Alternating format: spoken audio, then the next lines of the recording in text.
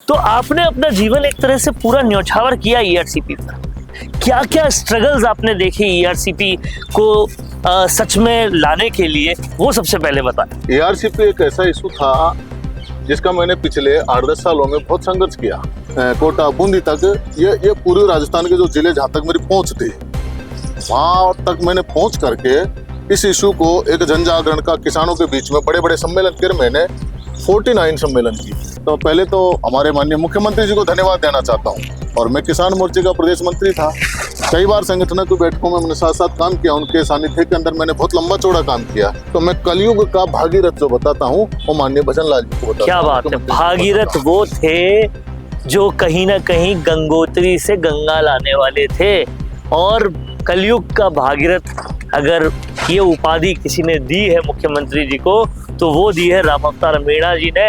राजस्थान की विधानसभा में जब पहली बार का विधायक और पहली बार का मुख्यमंत्री जब वो बोलता है तो विपक्ष के एक व्यक्ति की, विपक्ष के एक नेता की जबान नहीं खुलती है। राजस्थान में पानी की बूंद बूंद को लेकर अगर कोई इलाका तरस रहा था तो वो ईस्टर्न राजस्थान था, जिसे केवल और केवल आश्वासन मिले, काम कुछ नहीं हुआ, वो ईस्टर्न राजस्थान था। उस ईस्टर्न राजस्थान के मीणा समाज के लोग और तमाम सारे दूसरे लोग त्राहिमाम कर रहे थे पानी के लिए, लेकिन अब जाकर पानी पे कहीं ना कहीं काम शुरू हुआ। मेरे साथ इस वक्त मौजूद है राम अवतार मीणा जी, जो ईस्टर्न राजस्थान के लिए लगातार काम कर रहे थे और ईआरसीपी जैसे प्रोजेक्ट के लिए उन्होंने एक तरह से अपना जीवन न्यौछावर कर दिया था। आज बात करेंगे राम अवतार जी से कि कैसे कैसे स्ट्रगल्स उन्होंने किए थे और अब जाकर ईआरसीपी पर क्या काम हो रहा है। सर बहुत बहुत शुक्रिया हमसे जुड़ने के लिए। तो आपने अपना जीवन एक तरह से पूरा न्यौछावर किया ईआरसीपी पर।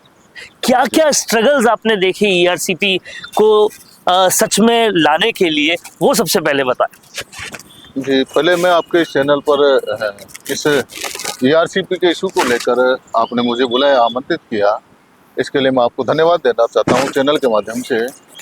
और मैं प्रशंसा भी करना चाहूँगा आपके चैनल की कि जो ऐसे इशूज़ के लिए मेरे को बुला रहा है, जो बहुत सेंसिटिव इशू भी है समाज और देश के लिए, राजस्थान प्रदेश के लिए बहुत ज़रूरी इशू है और जिनसे मेरा वास्ता रहा, ऐसे इशू पर आप मेरे को चर्चा करके जिन विषयों को मैं भूल गया था तो मुझे उनकी पूरी दोबारा से स्मरण करवाना, उनको याद दिलवाना, मेरे संघर्षों को याद दिलवाना, तो मुझे बड़ी खुशी हो रही है, प्रसन्नता होती है कि आप ऐसे इशुओं के लिए मेरे को बुला रहे हैं, मेरे को कॉल कर रहे हैं कि भाई आपने अच्छा संघर्ष किया था, काम किया है, इसकी कुछ चर्चा है आपसे करेंगे।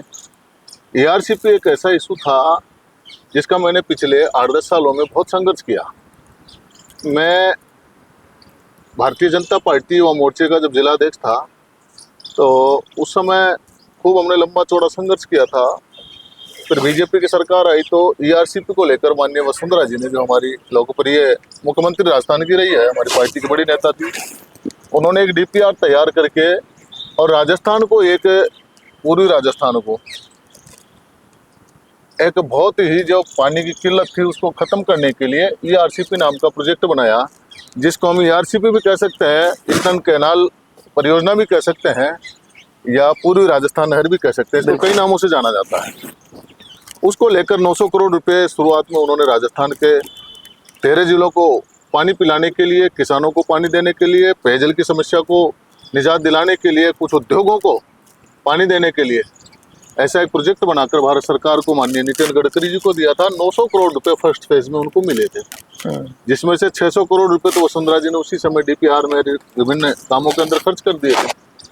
सौभाग्य से उसका दायरा बढ़ता और काम गति पकड़ता, उससे पहले हमारी सरकार बदल गई और गहलोत साहब की सरकार आ गई और गहलोत साहब ने फिर इसको किस तरीके से राजनीति का एक पिच बना करके फुटबॉल की तरह इसको, इस योजना को घुमाया, राइट, और घुमाते घुमाते इसको राजनीतिक दाव पेचों में फंसा दिया और एमपी से मध्य प्रदेश सरकार तक से ये एनओसी नहीं ले पाए और ये मध्य प्रदेश सरकार पर टालते रहे कि मैं तो करना चाहता हूँ, एमपी वाले नहीं देते हैं। एमपी वाले कहते हैं कि गहलोत साहब का तो कोई लेटर आता ही नहीं है, गहलोत साहब तो हमसे बात ही नहीं करते हैं, कभी हमसे आकर के टेबल पे बात भी नहीं करी। बात सत्य भी थी कि गहलोत साहब ने कभी भी वहां पर शिवराज सिंह जी से जाकर के एक वो बार तो भी चाहे टेबल पे बैठ के बात वो नहीं तो की। चाहे ईआरसीपी का मुद्दा हो, चाहे किसानों का ऋण माफी का मुद्दा हो, हर मुद्दे पे गहलोत जी की यही तरीका था। केवल कभी राजनीति, केवल राजनीति, कभी केवल केंद्र पे डाल राजनीति। देना, कभी मध्य प्रदेश पे डाल दूसरे देना। पे डाल देना। हाँ। तो ये एआरसीपी का जो था, तो उसके बाद में सवाई माधोपुर किसान संघ का अध्यक्ष बना हमारे संघ की योजना से। तो जब मैं किसान संघ का अध्यक्ष बना तो मेरा इश्यू यही था। तो अब मैं केवल किसानों के मुद्दों पर बात करूंगा और किसानों की एआरसीपी का जो मामला है इसको लेकर के। तो मैंने बहुत बड़ा एक प्रोजेक्ट वो तैयारी करके, स्टडी करके, मेरे प्रदेश के किसान नेताओं से बातचीत करके और समस्त उस समय के जो सरकार के अधिकारियों से बात करके, संबंधित डिपार्टमेंट का जो इरिगेशन का था वहाँ पर जा करके जो डायरेक्टर महोदय थे, सेक्रेटरी महोदय थे, उनके साथ हमारे प्रदेश के अध्यक्ष, प्रांत के अध्यक्ष माननीय छोगालाल जी हुआ करते थे उस समय, उनको लेकर के मैं जा करके बातचीत करता, उन इश्यू पर पूरी स्टडी की मैंने बहुत बड़े स्तर पर। और फिर कहा कि इसका जनजागरण में पूरे दौसा, करौली, सवाई माधोपुर, टोंक, कोटा, बूंदी तक, ये पूरे राजस्थान के जो जिले जहाँ तक मेरी पहुँच थी वहाँ तक मैंने पहुँच करके इस इशू को एक जनजागरण का किसानों के बीच में बड़े बड़े सम्मेलन किए। मैंने 49 सम्मेलन किए, क्या बात, किसानों के सम्मेलन किए, 49 सम्मेलन, बिल्कुल बिल्कुल 49 सम्मेलन मैंने किए। तो एक जागृति सी वहां पर आ गई, ये बहुत बड़ा इश्यू बन गया। 2018 के चुनाव में बनकर के खड़ा हुआ। तो गहलोत साहब ने भी वादा किया कि मेरी सरकार बनेगी तो मैं ये बना के रहूंगा, पानी ला करके रहूंगा। हमारी सरकार बीजेपी की जो थी उन्होंने भी वादे किए, अपने अपने मैनिफेस्टो में दिया, हमारी सरकार बनेगी तो हम पूर्वी राजस्थान को पानी ला करके पिलाएंगे। 2023 में ये इशू बना और इस इशू को गहलोत साहब ने अधूरा छोड़ दिया था, उस पर कोई काम नहीं किया था। तो माननीय मुख्यमंत्री जी हमारे भजन लाल जी बने और पहली बार विधायक बने, पहली बार मुख्यमंत्री बने। तो पहले तो हमारे माननीय मुख्यमंत्री जी को धन्यवाद देना चाहता हूँ, माननीय भजन लाल जी को धन्यवाद देना चाहता हूँ। उनके साथ मैंने भी काम किया, वो हमारी पार्टी के जनरल सेक्रेटरी थे मुख्यालय के, और मैं किसान मोर्चे का प्रदेश मंत्री था। कई बार संगठनों की बैठकों में मैंने साथ साथ काम किया, उनके सानिध्य के अंदर मैंने बहुत लंबा चौड़ा काम किया। मेरे को कई जगह चुनाव में उन्होंने पंचायत राज में प्रभारी भी बनाया, विधानसभाओं में भी प्रभारी बनाया, राजसमंद में मेरे को प्रभारी बनाया, इधर मेरे को प्रतापगढ़ में प्रभारी बनाया, धरियावाद में प्रभारी बनाया, इधर पंचायत राज में चुनाव बनाया, मेरे क्षेत्र में भी मेरे को प्रभारी बनाया। मैंने उनको रिजल्ट भी दिए तो मेरे से बड़े प्रसन्न थे, खुश थे। अब मैं उनको धन्यवाद देता हूं कि उनके नेतृत्व के अंदर जैसे ही मुख्यमंत्री बने और उन्होंने जो वादा किया था, हमारी पार्टी का मैनिफेस्टो था, उस पर एक कदम आगे बढ़ते मुख्यमंत्री की सीट पर बैठते ही कहा कि मैं सबसे पहले ईस्ट कैनाल जो परियोजना है, जो राजस्थान का सपना है, जो भारतीय जनता पार्टी का सपना है, जो माननीय प्रधानमंत्री जी नरेंद्र मोदी जी का सपना है, जो राजस्थान की जनता का सपना, उस सपने को पूरा करने का काम मैं करूंगा। और न सिर्फ कहा बल्कि 90% और उस सपने को पूरा करने के लिए माननीय मुख्यमंत्री जी ने सबसे पहले जो अड़चन पैदा हो रही थी कि एनओसी की दिक्कत आ रही है एमपी सरकार के पास में, दौड़ करके कहा राजस्थान की जनता के, राजस्थान के किसानों के और ईस्ट राजस्थान, पूर्वी राजस्थान, उन किसानों के हितों के लिए सबसे पहले अशोक गहलोत जी की तरह मठाधीश बनकर नहीं बैठे, झोली फैला करके माननीय मुख्यमंत्री जी मध्य प्रदेश जी के पास पहुंचे और कहा कि मुझे राजस्थान के लिए इस योजना को पास करवाना और पानी चाहिए। मैं आपसे दोस्ती के नाते, मित्र के नाते और पार्टी के कार्यकर्ता के नाते, मुख्यमंत्री के नाते आपके पास आया हूँ। और जाते उन्होंने कहा कि हमारे पास तो आज तक कोई मांगने के लिए नहीं आया, पहली बार आया, क्यों नहीं हम देंगे आपको पानी। पानी पर तो ये राष्ट्रीय संपत्ति, पानी किसी एक व्यक्ति की, एक राज्य की संपत्ति थोड़ी है। बिल्कुल सही बात। पानी तो राष्ट्रीय संपत्ति है, उस पर हम देंगे किसानों को। बड़ी बात यह कि इतने सालों से सिर्फ जो आश्वासन चल रहा था उसको हकीकत में बदला, पहले दिन से ही काम शुरू उसको पहले दिन में ही काम करके वो गए। वहाँ एनओसी मिली हमको मध्य प्रदेश सरकार से और वो सीधे एमपी से फिर दिल्ली गए। दिल्ली सरकार से कहा कि इसमें पैसा हमको कम मिल रहा है सर। मुख्यमंत्री जी ने प्रधानमंत्री जी से कहा, प्रधानमंत्री जी ने कहा कि सरकार हमारी कहाँ पैसे की कमी, कोई मांगता ही नहीं हमको, तो इसलिए हम तो गहलोत सरकार को भी दे देते लेकिन कभी मांगा ही नहीं हमको। मांगा ही नहीं। तो आप आए हो तो हम देंगे, और ऐसा नहीं हमको, हम आपको 50%, 60%, 70% नहीं, आप जितना मांगोगे देंगे। प्रधानमंत्री जी ने कहा तो सर 10% तो मैं मैनेज कर लूंगा, लेकिन आप 90% की मेरे को इसमें वो दीजिए, आप दीजिए मेरे को 90% बजट दीजिए। प्रधानमंत्री जी ने 1 मिनट में कहा दिया कि जाइए राजस्थान के हित में, किसानों के हित में, और मैं भी किसान का बेटा हूँ, गरीबी से निकला हूँ, पानी तो चाहिए, राजस्थान की जनता को पानी तो चाहिए। और बड़ी बात इसमें ये है, बड़ी बात ये है कि ये कोई वोट पाने के लिए चुनाव से जस्ट पहले नहीं किया, ये वोट पाकर सरकार बनने के तुरंत बाद सबसे पहला कदम इस उठाया। बात के लिए मैं माननीय मुख्यमंत्री जी की प्रशंसा करूंगा कि बहुत सारे लोग इश्यूज को ऐसे छोड़ते हैं कि चुनाव का जब मौका आता है या सब चुनाव होते हैं, उपचुनाव होते हैं, तो उस समय उस मुद्दे को काम में लेते हैं, या म्यूनिसिपैलिटी के या पंचायत राज के चुनाव आते हैं उस समय काम लेते हैं, लोकसभा के चुनाव में काम लेते हैं, या विधानसभा के चुनाव में, या अगला चुनाव आता है तब उस इश्यू को लेते हैं। लेकिन माननीय मुख्यमंत्री जी को मैं धन्यवाद देता हूँ, ये गरीब के दर्द को, किसान के दर्द को, जवानों के दर्द को और पूरे राजस्थान के दर्द को समझते हैं, इसलिए उन्होंने आते ही कुर्सी पर बैठते ही सबसे पहले इस इश्यू पे ही काम किया। इस दर्द पे थोड़ा और बात करेंगे राउत सर जी, क्या दर्दों से गुजर रहा था ईस्टर्न राजस्थान, या है अभी भी जब तक ईआरसीपी आता नहीं, जब पानी नहीं था उनके पास, किस प्रकार के, क्योंकि आपने जितना ग्राउंड पे काम किया है उतना शायद नहीं और किसी ने किया। जी, मुझे इस बात की पूरी जानकारी है कि मैं झालावाड़ से लेके कोटा, बारा, बूंदी, टोंक, सवाई माधोपुर, दौसा, करौली, ये हमारे जिले हैं जिनमें बरसाती पानी बहुत है, नदियां बहुत है, तालाब बहुत है, लेकिन बारिश के अभाव में हमारे तालाब सूखे रह जाते थे और हमारा यहाँ का जो जनजीवन है पानी पर ही आधारित है। जमीनें खूब है लोगों के पास, लेकिन वो जमीनें पानी के अभाव में सूखी रह जाती थी, किसानों के सपने पूरे नहीं हो पाते थे, किसान कर्ज में डूबा हुआ था, किसान कर्ज लेके बच्चों को पढ़ा रहे थे, बच्चों का ब्याह शादी कर रहे थे, वो बरसों से कर्ज में डूब चुके थे। तो ये सारी की सारी बातें राजनेताओं को पता थी, ब्यूरोक्रेसी को पता थी, लेकिन कोई इस पर ग्राउंड लेवल पे काम मिल रहा था, केवल आश्वासन खाली मिल रहा था।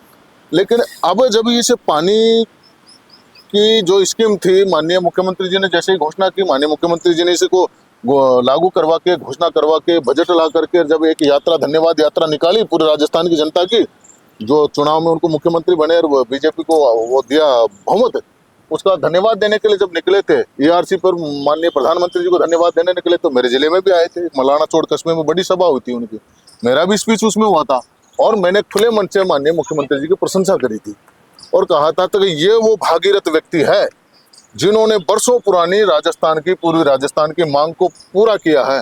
तो मैं कलयुग का भागीरथ जो बताता हूँ वो माननीय भजन लाल जी को बताता हूँ। क्या बात है, भागीरथ वो थे जो कहीं ना कहीं गंगोत्री से गंगा लाने वाले थे, और कलयुग का भागीरथ अगर ये उपाधि किसी ने दी है मुख्यमंत्री जी को तो वो दी है राम अवतार मीणा जी ने। इसका साफ मतलब ये है कि कहीं ना कहीं वो जो दर्द था मीणाओं का, ईस्टर्न राजस्थान का, उस दर्द को पूरा करने का, निवारण करने का काम अगर किसी ने किया है तो वो भजनलाल शर्मा जी ने किया, और ये दर्द को वही समझता है जिसने उस दर्द पे काम किया हो, वो राम अवतार जी ने काम किया है। सर, सबसे पहले ये बताइए, समझाइए कि बहुत सारी धारणाएं हैं सीएम भजनलाल शर्मा जी के लिए कि ये तो पहली बार के विधायक हैं, ये क्या करेंगे, ये तो सिर्फ और सिर्फ अगड़ों के लिए काम करते हैं, प्यास बुझाकर ईस्टर्न राजस्थान की वो क्या कर रहे हैं, ये एक बार आप लोगों को बताइए। ये लोगों की गलतफहमी है कि पहली बार का मुख्यमंत्री है। मैं ईमानदारी से कह सकता हूं कि ये वो मुख्यमंत्री साबित होंगे जो राजस्थान में मील का पत्थर विकास के रूप में साबित करेंगे। और उन्होंने जिस तरीके से आज राजस्थान की विधानसभा के अंदर एक एक इश्यू पर विपक्ष को, प्रतिपक्ष को जवाब दे रहे हैं, उसकी मैं जितनी तारीफ करूं कम है। राजस्थान की विधानसभा में जब पहली बार का विधायक और पहली बार का मुख्यमंत्री जब वो बोलता है तो विपक्ष के एक व्यक्ति की, विपक्ष के एक नेता की जबान नहीं खुलती है। इतने मजे हुए अंदाज में और इतने सड़े हुए अंदाज में वो जवाब देते हैं जिसकी हमारी पार्टी ने, हमारे पार्टी के वर्कर नहीं, मैं तो कहता हूँ कि आम जनता के अंदर प्रशंसा है। बिल्कुल सही। इतने सदे हुए कहते हैं कि ये तो राजनीति का मजा हुआ खिलाड़ी है, ऐसा लोग कहते हैं। ये गलत फहमी में थे लोग कि नया मुख्यमंत्री क्या कर पाएगा, लेकिन इसको विपक्ष के लोगों ने भी अब स्वीकार कर लिया कि नहीं, माननीय मुख्यमंत्री भजनलाल जी ने राजस्थान में विकास के लिए तो एक साल के अंदर कीर्तिमान स्थापित कर दी। कैसे सरकारी भर्तियों में, कैसे सरकारी भर्तियों में कैसे जो अपराध बढ़ा हुआ था, कांग्रेस के राज में आए दिन लूट खसोट होती थी, उस लूट खसोट को रोक करके कैसे साइबर क्राइम को इन्होंने रोका है, कैसे जो दंगे फसाद होते थे उनको रोका है, कैसे जो लूट खसोट डकैतियां डलती थी उनको रोका है, कैसे आए दिन दहाड़े चोरी डकैतियां होती थी, लूट, एटीएम को लूटा, बैंक को लूटा, जघन्य अपराध, हत्याओं जैसे अगवा जैसे महिलाओं को अगवा करने जैसे कृत्य होते थे, उन पर पूर्ण तरीके से प्रतिबंध है। तो कहीं ना कहीं आज इस वीडियो में राम अवतार जी ने ये पूरी बात साबित कर दी कि असली कलयुग का भागीरथ अगर कोई है तो सीएम भजनलाल शर्मा जी है।